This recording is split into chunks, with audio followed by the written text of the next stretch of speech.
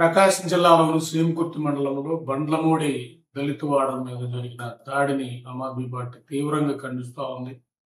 ఇలాంటి పరిస్థితుల మీద ముఖ్యంగా రాష్ట్ర ప్రభుత్వం సీరియస్గా చట్టబద్ధంగా చర్యలు తీసుకోవాలని కోరుతూ ఉన్నాం. ఇక్కడ దీంతో పాటు మనందరం కూడా అర్థం చేసుకోవాల్సి ఉంది. ఒక రైతు పొలంలో ఇంకొక రైతుకు సంబంధించిన గొర్రెలు మేకలు వచ్చినప్పుడు గొడవ పడతాం. ఇవన్నీ కూడా మనం ఊళ్ళలో చూస్తాం. ఎలాగో దాని చర్చ జరుగుతూ ఉంది. ఇక్కడ సమస్య ఒక రైతు దళితుడు, ఇంకో రైతు వచ్చే అక్కరకుల శ్రీనివాసరెడ్డి అన్నప్పుడు ఏంటంటే నన్ను ప్రశ్నిస్తాడా అన్నదే ఇక్కడ అహం కనపడతా ఉంది. అంటే ఇక్కడ మైండ్ అంతా కూడా వీళ్ళు నన్ను ప్రశ్నిస్తారా, వీళ్ళు నన్ను ఎదిరిస్తారా అంటే మనం ఏం చేసినా నోరు మూసుకుని వెళ్ళాలన్న తత్వం అహం కనపడతా ఉంది.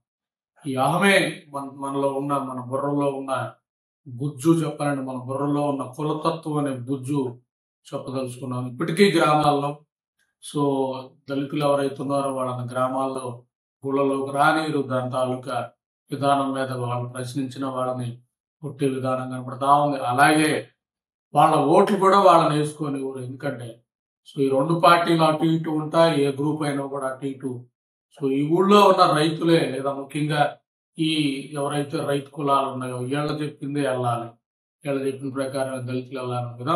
నేను లిటరల్ గా చూస్తున్న పరిస్థితి, ముఖ్యంగా గ్రామాల్లోకి వెళ్ళి కనబడుతున్న పరిస్థితి.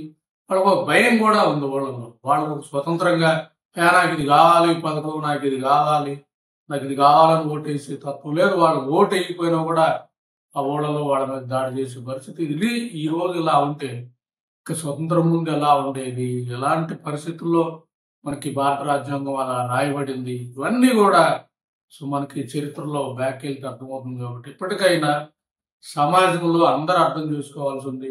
ముఖ్యంగా ఈ నిచ్చెన మెట్ల కుల వ్యవస్థని సృష్టికర్త మీద మనం పోరాడాలి. ఆడి తాలూకా మూల భావజాలం మీద మనందరూ పోరాడాల్సిన ఈ రైతులు కానీ వీళ్ళు మొత్తం కూడా కులతత్వంతో వాడికిచ్చిన కులతత్వం నింపుకొని నేను గొప్ప నువ్వు తక్కువ అన్న నిచ్చెన మెట్ల వ్యవస్థలో బతికే రైతు సోదరులందరూ కూడా చెప్పదలుచుకుంటుంది. దీని అందరిని ఖండించాలి. మనం కూడా ఇలాంటి చర్యలు ఖండించాలి, మూకుమ్మడిగా ఖండించాలి. ఇక్కడ కులం లేదు, ఏమీ ఇష్యూ లేకుండా మొత్తం కూడా ఇది దుర్మార్గం. ఇలాంటి చర్యలు ఖండించాలి.